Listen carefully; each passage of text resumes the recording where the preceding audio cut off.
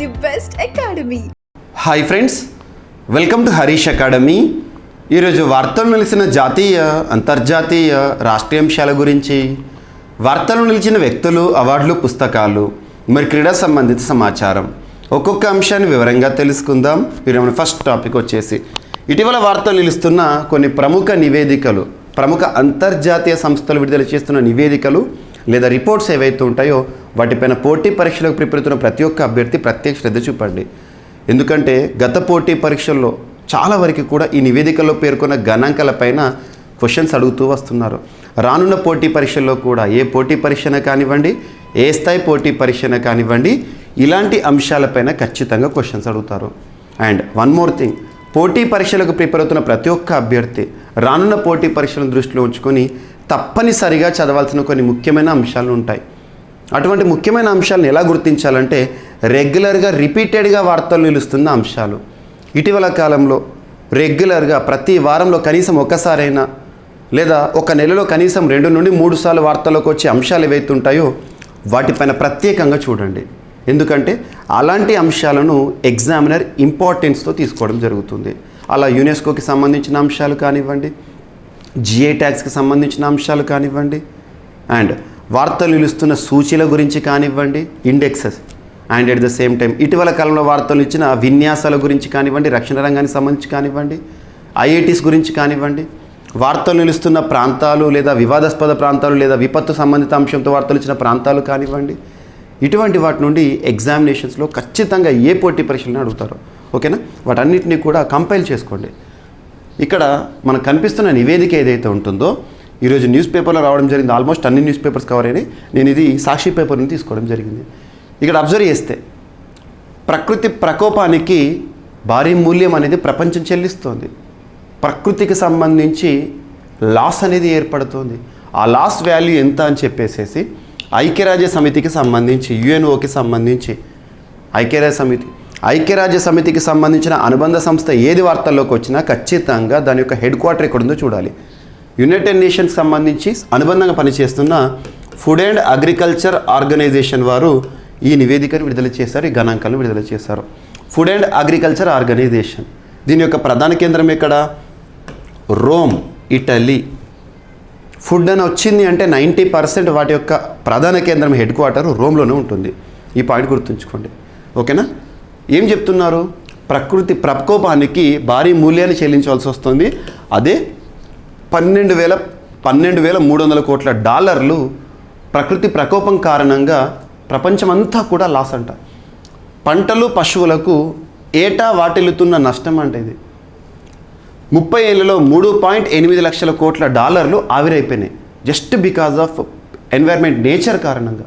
So చూడండి, ఇక్కడ అధిక ఉష్ణోగ్రతలు, కరువు, డ్రాట్ పరిస్థితులు, ఇవన్నీ కూడా చూడండి ప్రకృతి ప్రకోపాలు అంటాం. ఇవన్నీ కూడా నేచర్కి సంబంధించి మనం అనుభవిస్తున్నవి. ఇవన్నీ కూడా మనం నేచర్ని కాపాడకపోతే ఖచ్చితంగా ఆ నేచర్ మనకు ఎంతైనా నష్టాన్ని మిగులుస్తుంది. సో చూడండి, అధిక ఉష్ణోగ్రతలు, రైజింగ్ టెంపరేచర్స్ మనం చూస్తున్నాం ప్రస్తుతం. చూడండి, వర్షాకాలంలో, చలికాలంలో కూడా సల్ట్రీగా ఫీల్ అయిపోతున్నాం, మొత్తం ముక్కపోతగా ఉంటుంది. అవన్నీ కూడా మనం గతంలో చేసిన ఇండస్ట్రియలైజేషన్స్ కానివ్వండి, ఎమిషన్స్ కానివ్వండి, వీటన్నిటి ప్రతిఫలం మనం ఇప్పుడు తిరిగి అనుభవిస్తున్నాం. అధిక ఉష్ణోగ్రతలు, కరువు, వరదలు, తుఫాన్లు, భూకంపం, కార్చిచ్చులు, కొండ చర్యలు విరిగిపడటం వంటి విపత్తులు పెను సవాళ్ళను విసురుతున్నాయి. ప్రపంచవ్యాప్తంగా ప్రజలకు, ముఖ్యంగా వ్యవసాయ రంగానికి గతమెన్నడూ కూడా లేనంత ఎక్కువసార్లు తీవ్ర నష్టాన్ని కలిగిస్తున్నాయి. పంటలు, పశువులకు విపత్తుల నష్టం ప్రతి ఏటా కూడా 12,300 కోట్ల డాలర్లు అప్రాక్సిమేట్గా జరుగుతుందంట. గత 30 ఏళ్లలో 3.8 lakh crore డాలర్స్ నష్టం వాటిల్లిందని ఐక్యరాజ్య సమితికి చెందిన ఆహార వ్యవసాయ సంస్థ ఫుడ్ అండ్ అగ్రికల్చర్ ఆర్గనైజేషన్ వారు తాజా అధ్యయనంలో వారి నివేదికలో చెప్పడం జరిగింది. ప్రపంచ ఆహార దినోత్సవం అక్టోబర్ 16th, ఈరోజు తేదీ యొక్క ప్రత్యేకత. ప్రపంచ ఆహార దినోత్సవం అక్టోబర్ 16 సందర్భంగా వ్యవసాయం, ఆహార భద్రతలపై విపత్తుల ప్రభావం పేరుతో వెల్లడించిన మొట్టమొదటి సమగ్ర నివేదికలో FAO food and agriculture organisation వారు ఈ గణాంకాలను చెప్పడం జరిగింది. చూడండి, FAO నివేదికలో ఈ నివేదికలో ఎలాంటి అంశాలు ఉన్నాయట అంటే పంటలు, పశువులకు గత 30 ఏళ్లలో ప్రకృతి విపత్తుల వల్ల 3.8 లక్షల కోట్ల డాలర్ల మేర నష్టం జరిగిందంట. పంటలు, పశువులకు గత 1991 నుండి 2021 మధ్యకాలంలో దాదాపు 30 ఇయర్స్లో ప్రకృతి విపత్తుల వల్ల 3.8 లక్షల కోట్ల డాలర్ల నష్టం జరిగింది. ప్రధానంగా అధిక ఉష్ణోగ్రతలు అండ్ కరువు, వరదల వల్ల వీటికి ఎక్కువగా నష్టం వాటిల్లుతుందట. ప్రపంచవ్యాప్తంగా విపత్తుల వల్ల పశువులకు జరిగే ఆర్థిక నష్టంలో సగానికి సగం ఆసియా దేశాల్లోనే జరుగుతుందట. ఈ నష్టం ఎక్కువగా ఆసియాలోనే జరుగుతుందంట. ఆసియా దేశాల్లో 45%, ఉత్తర దక్షిణ అమెరికా దేశాలు 22%, యూరప్ దేశాలు 17%, ఆఫ్రికా దేశాలు మరియు ఓసియానియా 1% కోట్ల డాలర్లు నష్టపోయినాయంట ఈ ప్రకృతి ప్రకోపాల కారణంగా. ప్రతి ఏటా సగటున 12,300 కోట్ల డాలర్లు ప్రపంచవ్యాప్తంగా వ్యవసాయ స్థూల దేశీయోత్పత్తికి కనీసం 5% ప్రకృతి విపత్తుల వల్ల చిల్లుపడుతోంది. అంటే గత 30 ఏళ్లలో ప్రపంచవ్యాప్తంగా పంటలు, పశువులకు జరిగిన నష్టం 2022లో బ్రెజిల్ జీడిపికి సమానం అంట. సో ఇటువంటి గణాంకాలు ఏవైతే ఉంటాయో ఎగ్జామినేషన్ పాయింట్ ఆఫ్ వ్యూలో ప్రతి పాయింట్ కూడా ఇంపార్టెంటే. సో ఇటువంటివి అన్నీ కూడా మీరు కంపైల్ చేసుకోండి. మీకు నేను CA 360 సో CA 360 మ్యాగజైన్ అనేది మీకోసం తీసుకురావడం జరిగింది. చాలామంది అభ్యర్థులు అడిగారు లాస్ట్ ఒక 1 year బ్యాక్, సార్ మీరు చెప్పే క్లాసెస్ సంబంధించి నోట్స్ కూడా మాకు ప్రొవైడ్ చేస్తే బాగుంటుంది అని చెప్పేసి. సో ఆలోచించి నేను జనవరి 1st వీక్లో CA 360 కోర్స్ని ప్రారంభించాను GVK స్టడీ సర్కిల్ యాప్లో. GVK స్టడీ సర్కిల్ యాప్లో CA 360 కరెంట్ అఫైర్స్ సంబంధించి ఒక సైంటిఫిక్ అప్రోచ్ని తీసుకురావడం జరిగింది. కరెంట్ అఫైర్స్ అనేది ఒక సింగిల్ సబ్జెక్ట్ కాదు, ఈచ్ అండ్ ఎవ్రీ సబ్జెక్ట్లో వచ్చే అప్డేటెడ్ ఇన్ఫర్మేషన్ అని చెబుతూ 100% ఏ ఒక్క టాపిక్ని కూడా మిస్ చేయకుండా సైంటిఫిక్ వేలో మీకు చెప్పడం జరుగుతుంది. అద్భుతంగా మీకు వివరణ ఇస్తూ ప్రతి టాపిక్ని సబ్జెక్ట్ లింక్ చేస్తూ ఇస్తున్నాను. సో ఇప్పటికీ 10 months కరెంట్ అఫైర్స్ అనేవి మన యాప్లో అందుబాటులో ఉన్నాయి. ప్రతి వారం కూడా వీడియోస్ని అందుబాటులోకి తెస్తున్నాను, వీడియోస్ ఇస్తున్నాను. ఇప్పటికి అన్ని వీడియోస్ ఉన్నాయి. అండ్ ప్రతి వారానికి సంబంధించి PDFs ఇస్తున్నాను. అండ్ దాంతోపాటు ప్రతి నెలకి సంబంధించి Telugu medium and English medium 2 మ్యాగజైన్స్ని కూడా ఈ కోర్సులో ఇస్తున్నాను. సో ఎగ్జామినేషన్స్ రానున్న పోటీ పరీక్షను దృష్టిలో ఉంచుకొని అభ్యర్థులకు ఈ ఫెస్టివల్ సీజన్ సందర్భంగా ఈ కోర్స్ పైన భారీ ఆఫర్ అనేది ఇవ్వడం జరుగుతుంది. మిషన్ 100 ప్రతి అభ్యర్థి తప్పనిసరిగా చదవాల్సిన అంశాలకు సంబంధించిన కోర్సు, జనరల్ స్టడీస్ సంబంధించిన mission 100 and CA 360 current affairs సంబంధించిన కోర్సు. సో వీటిపైన మీకు అక్టోబర్ 18th నుండి భారీ ఆఫర్స్ అనేవి ఇవ్వడం జరుగుతుంది. ఒక్కసారి చూడండి. అందులో ఇటువంటి టాపిక్స్, సూచీలు, నివేదికలని ప్రతి వారంలో కనీసం ఒక 5 నుండి 10 సూచీలు, నివేదికలు ప్రతి ఒక్కటి కూడా చెప్తున్నాను నేను. లాస్ట్ 10 months నుండి ఎన్ని సూచీలు కవర్ అయ్యాయో మీరు ఒకసారి శాంపుల్ మ్యాగజైన్ కూడా ఉంది, యాప్ ఇన్స్టాల్ చేసుకోండి. మీకు అక్కడ శాంపుల్ మ్యాగజైన్ కూడా, జనవరి మ్యాగజైన్ కూడా అందుబాటులో పెట్టాను. వీడియోస్ కూడా, ఫ్రీ వీడియోస్ కూడా కొన్ని అందుబాటులో పెట్టాను. చూడండి, ఫస్ట్ ఎలా చదవాలో ఒక అవగాహన కోసమైనా చూడండి. సో ఇప్పటివరకు ఇవ్వనటువంటి ఆఫర్ని అక్టోబర్ 18th నుండి మీకు ఈ కోర్సులు అన్నిటిపైన మన GVK స్టడీ సర్కిల్ యాప్లోని అన్ని కోర్సులపైన కూడా ఇవ్వడం జరుగుతుంది. సో అభ్యర్థులు యాప్ని ఇన్స్టాల్ చేసుకోండి. 18th నుండి, ఈరోజు 16th కదా, 18th నుండి ఆఫర్స్ అనేవి మీకు ఉండడం జరుగుతుంది. ఓకేనా? సో ఇటువంటి నివేదికలు ఏవైతే ఉంటే అక్కడ డైరెక్ట్ నేను మళ్ళీ DTP చేపించేసి మరీ మీకు మ్యాగజైన్ రూపంలో కూడా ఇస్తున్నాను. ఓకేనా? అండ్ నెక్స్ట్ వచ్చేసి సెకండ్ టాపిక్, 40 ఏళ్ల తర్వాత భారత్, శ్రీలంక మధ్య ఒక ఫెర్రీ సర్వీస్ అనేది ప్రారంభం జరిగింది. ఫెర్రీ అంటే 2 ప్రాంతాలను కలిపి ఒక ఓడ, ఒక షిప్. 40 ఏళ్ల తర్వాత భారత్, శ్రీలంక మధ్య ప్రారంభమైన ఫెర్రీ సర్వీస్ని భారత ప్రధాని నరేంద్ర మోదీ గారు వర్చువల్గా ప్రారంభించారు. సో ఇక్కడ చూడండి, తమిళనాడులోని నాగపట్టినం హార్బర్ నుంచి శ్రీలంకలోని కాంగెసెంతురై హార్బర్ మధ్య ప్రాంతాలు గుర్తుంచుకోండి. తమిళనాడులో నాగపట్టినం హార్బర్ అంటే పోర్టు నుండి శ్రీలంకలోని కాంగేసంతురై హార్బర్ మధ్య ప్రయాణికుల కోసం ఫెర్రీ సర్వీసెస్ ప్రారంభించడం జరిగింది. శ్రీలంకలో యుద్ధ సమయంలో ఈ సర్వీస్ రద్దవగా 40 ఏళ్ల తర్వాత దీన్ని పునరుద్ధరించారు. ప్రధానమంత్రి నరేంద్ర మోదీ గారు వర్చువల్గా ఈ సర్వీస్ ప్రారంభోత్సవంలో పాల్గొని మాట్లాడారు. గుర్తుంచుకోండి, రీసెంట్గా ఇండియా శ్రీలంక రిలేషన్స్ కూడా అద్భుతం. ఇండియాకి సంబంధించి శ్రీలంకకు రక్షణ సంబంధాల్లో భాగంగా ఇటీవల ఒక డోర్నియర్ ఫ్లైట్ని కూడా గిఫ్ట్గా ఇవ్వడం జరిగింది. ఇటువంటి అంశాలు లింక్ చేసుకోండి. ఓకేనా? ఇది మనకు సెకండ్ టాపిక్. అండ్ నెక్స్ట్, అంతర్జాతీయ అంతరిక్ష దినోత్సవంగా ఆగస్టు 23rd ఈ పాయింట్ని మనం లాస్ట్ ఆగస్ట్ మంత్ నుండి చూస్తున్నాం. భారత ప్రధాని నరేంద్ర మోదీ గారు దక్షిణాఫ్రికా బ్రిక్స్ 15th శిఖరాగ్ర సదస్సుకు హాజరై భారతదేశానికి రాగానే నేరుగా ఇస్రో హెడ్ క్వార్టర్కి వెళ్ళారు. వెళ్ళి శాస్త్రవేత్తల యొక్క పరిశోధనలను అభినందించారు. చంద్రయాన్ 3 విజయోత్సవం సందర్భంగా తను మాట్లాడారు. చంద్రయాన్ 3 విక్రమ్ ల్యాండర్ ఏదైతే ఉంటుందో చంద్రుని యొక్క దక్షిణ ధృవం పైన ల్యాండింగ్ అవ్వడం అనేది ప్రపంచంలో ఏ దేశం కూడా సాధించని ఘనత భారతదేశం సాధించేలా చేసింది.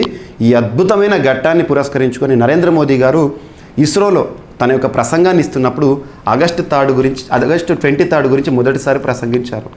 ఆ అద్భుతమైన ఘట్టం జరిగిన August 23 Chandrayaan 3 Vikram lander landing అయిన తేదీని అంతరిక్ష దినోత్సవంగా గుర్తుంచుకుందామని చెప్పారు.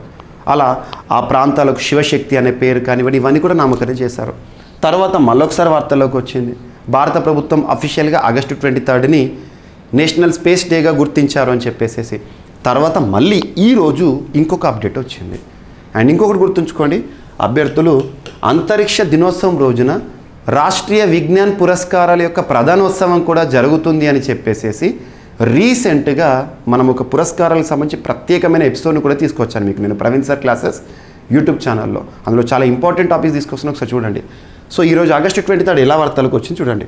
చంద్రయాన్ 3 చంద్రుడిపై సాఫ్ట్ ల్యాండింగ్ అయిన ఆగస్టు 23ను జాతీయ అంతరిక్ష దినోత్సవంగా కేంద్ర ప్రభుత్వం అధికారికంగా ప్రకటించింది. ఈ చారిత్రక ఘట్టాన్ని ఉత్సవంలో జరుపుకోవడానికి ఏటా ఆగస్టు 23న జాతీయ అంతరిక్ష దినోత్సవం జరుపుకోవాలని భారత ప్రభుత్వం ప్రకటించింది అని అంతరిక్ష శాఖ శనివారం రోజున మొన్నటి రోజున ప్రకటించడం జరిగింది. గుర్తుంచుకోండి, అంతరిక్ష శాఖ ఈరోజు చెప్పారు. అండ్ తీరంలో సాగర్ కవచ్ వార్తలు నిలుస్తున్న విన్యాసాలు ఏవైతే ఉంటాయో ఆ విన్యాసాలు వెరీ వెరీ వెరీ ఇంపార్టెంట్. ఏదైనా ఒక విన్యాసం వార్తల్లోకి వచ్చింది అంటే ముఖ్యంగా అంతర్జాతీయ విన్యాసాల వార్తలకు వచ్చినట్టు విన్యాసం పేరు చూడాలి, విన్యాసంలో ఎన్ని దేశాలు పాల్గొన్నాయి, ఆ విన్యాసానికి సంబంధించి దేశాలు ఏంటి, ఎక్కడ జరిగింది, దీస్ ఆర్ ఎనఫ్. సో ఇక్కడ వార్తల్లోకి వచ్చిన విన్యాసం ఏదైతే ఉంటుందో సాగర్ కవచ్ ఇది ఇంటర్నల్, మన భారతదేశం లోపల అంతర్గతంగా జరుపుకున్న విన్యాసం, వేరే దేశ సహాయం కాదు. మన భారతదేశానికి సంబంధించిన రక్షణ వ్యవహారాలు దృష్టిలో ఉంచుకొని ఉగ్రవాదులకు సవాల్ విసురుతూ ఇండియన్ నేవీ భారత నావికా దళం, తీరగస్తీ దళం Coast guards and marine police, fisheries, customs, intelligence, light house వాళ్ళు, పోర్ట్స్, అటవీ శాఖ తదితర విభాగాలు తీర ప్రాంతంపై భారత రక్షణ దళ పట్టుని ప్రదర్శించేందుకు అక్టోబర్ 12-13 తేదీల్లో సాగర్ కవచ్ పేరుతో 2 రోజుల పాటు సమర సన్నద్ధ విన్యాసాలను నిర్వహించారు. గుర్తుంచుకోండి, ఇందులో భాగంగా సముద్ర తీరరేఖ కలిగి ఉన్న ఆంధ్రప్రదేశ్ కోస్టల్ స్టేట్స్ ఉంటాయి మన భారతదేశానికి, కోస్టల్ స్టేట్స్ 9 ఉంటాయి. గుజరాత్, మహారాష్ట్ర, గోవా, కర్ణాటక, కేరళ, తమిళనాడు, ఆంధ్రప్రదేశ్, ఒడిశా, వెస్ట్ బెంగాల్ ఇవన్నీ కోస్టల్ స్టేట్స్ అంటారు. స్టేట్స్ అవి, ఓకేనా. ఇక్కడ చూస్తే కోస్టల్ స్టేట్స్ అయిన ఆంధ్రప్రదేశ్, తమిళనాడు, పశ్చిమ బెంగాల్, ఒడిశా, పుదుచ్చేరి కేంద్రపాలిత ప్రాంతం తీర ప్రాంతాల్లో భద్రతా బలగాలు మోహరించాయి. Indian navy, coast guard, marine police బృందాలు ద్వీపాల్లోనూ సముద్ర మధ్య ప్రాంతాలు, మత్స్యకారుల బోట్లు, ఒడ్డుకు చేరే ప్రాంతాల్లో విన్యాసాలను నిర్వహించడం జరిగింది. గుర్తుంచుకోండి, ఇదొకటి ఇంపార్టెంట్ ఒక విన్యాసం సాగర్ కవచ్. 2050 నాటికి పక్షవాతంతో 1 కోటి మరణాలు సంభవిస్తాయి, పక్షవాతం కారణంగా, పారాలిసిస్ కారణంగా అని చెప్పేసి ది ల్యాన్సెట్ జర్నల్ వారు నివేదికనిచ్చారు. ల్యాన్సెట్ నివేదికలు ఇంపార్టెంట్. మనం రెగ్యులర్గా ల్యాన్సెట్కి సంబంధించిన కొన్ని అంచనాలు చూస్తూ ఉంటాం. సో ఇక్కడ చూడండి, పక్షవాతంతో ఏటా సంభవించే మరణాల సంఖ్య 2050 నాటికి దాదాపు 1 కోటికి చేరుతుందని ప్రముఖ వైద్య పరిశోధన సంస్థ ద ల్యాన్సెట్ అంచనా వేసింది. సరైన జాగ్రత్తలు తీసుకోకపోతే దీనికోసం ఏడాదికి $2.3 లక్షల కోట్ల ఖర్చు అవుతాయని వెల్లడించారు. తక్కువ మధ్య ఆదాయ దేశాల్లోనే ఈ మరణాలు ఎక్కువగా ఉంటాయని 2020లో పక్షవాతంతో చనిపోయిన వారి సంఖ్య 66 లక్షలుగా ఉందని ల్యాన్సెట్ వారు చెప్పారు. గత 30 ఏళ్లలో పక్షవాతంతో మరణించే వైకల్యం బారిన పడే వ్యక్తుల సంఖ్య రెట్టింపైందని ఈ శరీరం చెప్తుంది. ఇటువంటి హెడ్డింగ్స్ చూడండి, ఏదైనా ఇయర్స్ ఉంటే ఏ సంవత్సరం వరకల్లా అటువంటివి చూస్తే సరిపోతుంది. వార్తలు ఇస్తున్న నివేదికలు ఇవి. నెక్స్ట్ ఈ 2 కూడా ఈరోజు ఈనాడు పేపర్లు తీసుకున్నాను. జ్ఞాననేత్రం మీకు రెగ్యులర్గా వస్తాయి, జ్ఞాననేత్రానికి సంబంధించి, ఓకేనా. సో ఉష్ణోగ్రతలు మరో 2 డిగ్రీలు పెరిగితే గుండెపోటు సంభవిస్తుంది అని చెప్పేసి ఈరోజు మరొక నివేదిక proceedings of national academy of sciences వారు ఒక సర్వే చెప్పారు. ప్రపంచ ఉష్ణోగ్రతలు ప్రస్తుతం global temperatures are rising because of this many islands are being seen as no more. అంటే ఏంటి, ఈ సముద్ర లేదా నీటి మట్టం పెరుగుతోంది, వాతావరణ మార్పు కారణంగా నీటి మట్టం పెరగడం కారణంగా చాలా ఐలాండ్స్, ప్రస్తుతం కనిపిస్తున్న ఐలాండ్స్ ఇక కనిపించని పరిస్థితిలోకి వస్తున్నాయి. తువాలు దేశం డిజిటల్ దేశంగా మారింది, తొలి డిజిటల్ దేశంగా. ఇండోనేషియా రాజధాని జకర్తా లాంటి ప్రాంతము వాటర్లో మునిగిపోతుంది, సముద్ర మట్టం రైజింగ్ సీ లెవెల్ కారణంగా. నుసంతరాకి షిఫ్ట్ అవుతున్న రాజధాని. ఇవి కేవలం భౌగోళిక పరిస్థితులుగా మానవుడిపైన కూడా ప్రభావం చూపిస్తాయంట. చూడండి, ప్రపంచ ఉష్ణోగ్రతలు ప్రస్తుతం కంటే 2 డిగ్రీల సెల్సియస్ పెరిగితే ఉత్తర భారత సహా తూర్పు పాకిస్తాన్లోని ప్రజలు తీవ్ర పరిణామాలను ఎదుర్కోవాల్సి వస్తుందని ఓ నివేదిక వెల్లడించింది. దీనివల్ల దాదాపు 220 కోట్ల మంది ప్రజలు అతి తీవ్ర వేడిని ఎదుర్కొనే అవకాశం ఉందని చెప్పింది. Proceedings of national academy of sciences వారు ఈ నివేదికను ప్రచురించారు. ఈ అతి తీవ్రమైన వేడి వల్ల మానవుల్లో వడదెబ్బ, గుండెపోటుతో పాటు అనేక అనారోగ్య సమస్యలు తలెత్తే అవకాశం ఉందని వీరు చెప్పారు. సో ఇక్కడ చూస్తే ఎవరు చెప్పారు, దేనికి సంబంధించి చెప్పారు, దేని ప్రభావం కారణంగా ఇది సంభవిస్తుందని చెప్పారు. ఈ పాయింట్స్ గుర్తుంచుకోండి. అండ్ నెక్స్ట్, దేశం వెలుపల అత్యంత ఎత్తైన అంబేద్కర్ గారి విగ్రహం అక్టోబర్ 14 రోజున ఆవిష్కరించడం జరిగింది మేరీల్యాండ్, అమెరికాలో. ప్రపంచంలోనే అత్యంత ఎత్తైన అంబేద్కర్ గారి విగ్రహం ప్రస్తుతం మన తెలంగాణ హైదరాబాద్లో ఉంది. సో మనం ప్రతిసారి కూడా స్మరించుకుంటూ ఉంటాము. అండ్ అలాంటిది మన దేశం వెలుపల అతిపెద్ద అంబేద్కర్ గారి విగ్రహం మేరీల్యాండ్, అమెరికాలో అక్టోబర్ 14 రోజున ఇటీవల ఆవిష్కృతమైంది. సో అదేంటో చూడండి. భారతదేశం వెలుపల అంటే భారతదేశం కాకుండా బయట అత్యంత ఎత్తైన బిఆర్ అంబేద్కర్ గారి విగ్రహం అమెరికాలోని మేరీల్యాండ్ రాష్ట్రం అకోకీక్ పట్టణంలో కొలువుదీరింది. సమతా విగ్రహం స్టాచ్యూ ఆఫ్ ఈక్వాలిటీ పేరుతో రూపొందించిన ఈ 19 అడుగుల విగ్రహాన్ని అంబేద్కర్ బుద్ధిజం స్వీకరించిన అక్టోబర్ 14న ఆవిష్కరించారు. గుర్తుంచుకోండి, ఇదొకటి ఇంపార్టెంట్. And next, Vietnam. ఇటీవల వియత్నాం ఎందుకు వార్తలోకి వచ్చింది? వియత్నాంకి మనం ఐఎన్ఎస్ కిర్పాన్ని బహుమానంగా ఇచ్చాము. రక్షణ వ్యవహారాల భాగంగా సౌత్ చైనా సీ పైన ప్రభావాన్ని చూపిస్తున్న చైనాకి అడ్డుకట్ట వేయడానికి వియత్నాంతో మనం దగ్గర అవుతున్నాం. అలాంటి వియత్నాంలో రవీంద్రనాథ్ ఠాగూర్ గారి విగ్రహాన్ని సుబ్రహ్మణ్యం జయశంకర్ గారు, ప్రస్తుతం విదేశీ వ్యవహారాల శాఖ మంత్రి గారు ఆవిష్కరించారు. సో వియత్నాంలోని బాన్సిన్హ్ ఇంటర్నేషనల్ ఫ్రెండ్షిప్ పార్క్లో రవీంద్రనాథ్ ఠాగూర్ విగ్రహావిష్కరణ కార్యక్రమంలో పాల్గొన్న విదేశీ వ్యవహారాల మంత్రిత్వ శాఖ, the most capable foreign ministry in India.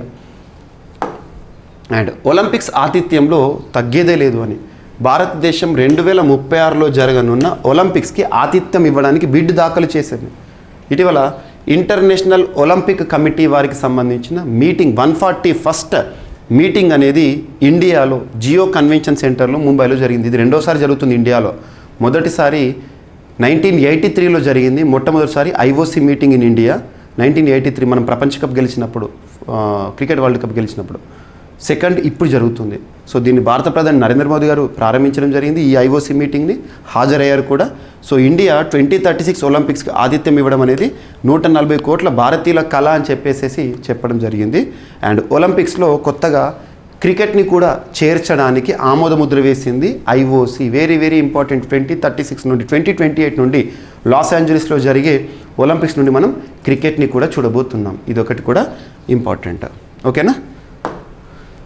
And next, రాష్ట్రానికి సంబంధించి మీకు రీసెంట్గా ప్రతి 1000 మందిలో ఎంతమంది మహిళలు అని చెప్పేసి మీకు సిస్టమ్ పైన చెప్పాను. ఇప్పుడు లేబర్ ఫోర్స్ సర్వే వారిది శ్రామికులకు సంబంధించి, వేతన జీవులకి సంబంధించి గణాంకాలు.